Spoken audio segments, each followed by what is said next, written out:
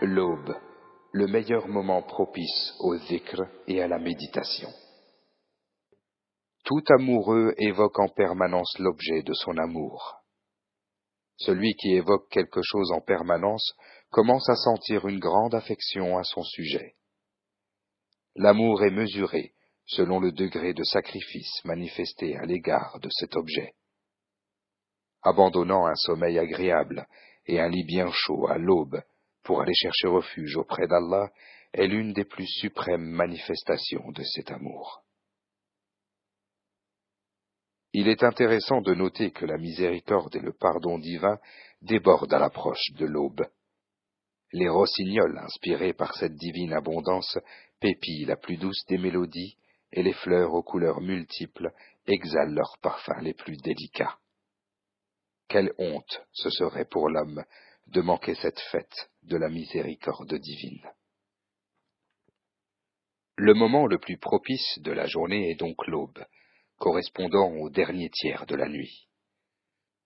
L'aube marque une période où l'esprit est le plus éloigné des préoccupations mineures, quand le cœur s'apaise à la pureté, un silence paisible abonde de partout et les intérêts passagers déclinent. Ce moment est celui où la miséricorde divine descend et que le Seigneur de l'univers est le plus proche de son serviteur. Étant éloigné de toute préoccupation mineure, le cœur peut alors se tourner vers le Tout-Puissant dans le vrai sens du terme et savourer le moment le plus approprié et fertile pour s'adonner à la méditation. Allah dit : Ô toi l'enveloppé dans tes vêtements, lève-toi pour prier toute la nuit, excepté une petite partie, sa moitié, ou un peu moins, ou un peu plus. Et récite le Coran, lentement et clairement. Nous allons te révéler des paroles lourdes. La prière pendant la nuit est plus efficace et plus propice pour la récitation. Tu as, dans la journée, à vaquer à de longues occupations. Sourate 73, versets 1 à 7. Par opposition à la sérénité céleste de l'aube, la journée est une période où règne le bruit, ce qui entraîne un manque certain de concentration. Une personne qui ne fait pas la plupart des heures effectives de nuit ne peut pas être en mesure de parvenir à ce plaisir spirituel qui inspire à se tourner et à adorer le Tout-Puissant au milieu de toutes les activités distrayantes du jour, autant qu'elle serait en mesure de le faire à l'aube.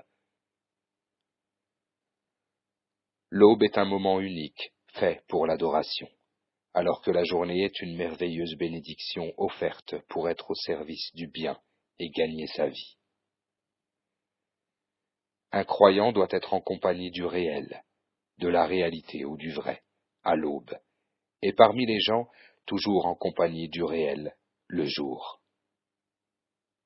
Le prophète béni n'a jamais délaissé la prière rituelle, la récitation du Coran, l'invocation et la méditation à l'aube, le moment le plus riche et le plus inspirant de la nuit.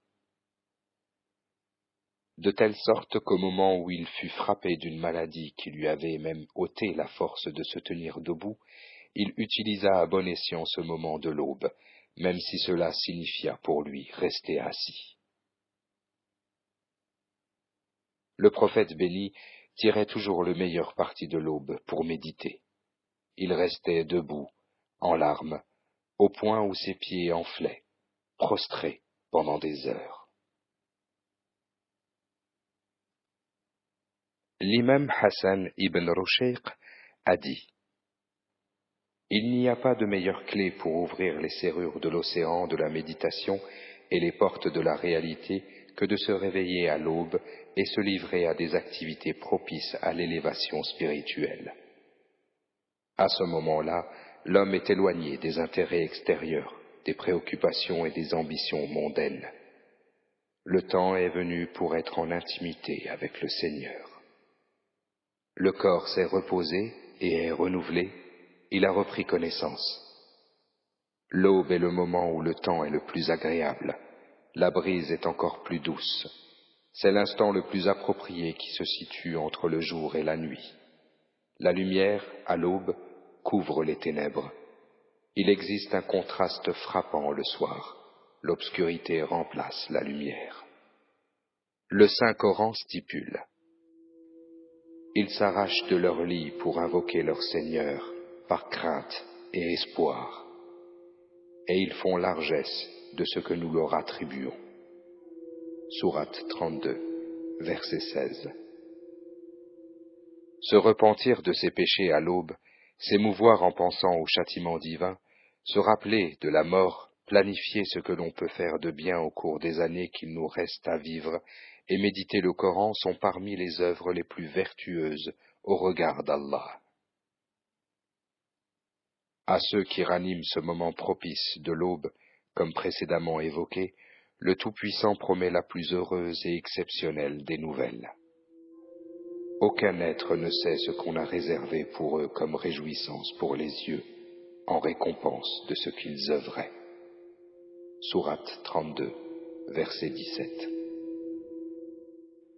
Le prophète, sur lui la bénédiction et la paix, a interprété ce verset coranique comme suit. Allah le Tout-Puissant a dit: j'ai préparé pour mes pieux serviteurs ce qu'aucun œil n'a vu, ce qu'aucune oreille n'a entendu et ce qu'aucun cœur n'a imaginé. Ce qui est compris ici, c'est qu'il s'agit des délices du paradis, encore en attente et non encore révélées. Selon certaines sources, ni même les anges et les prophètes n'ont un aperçu complet de ce que ces délices représentent.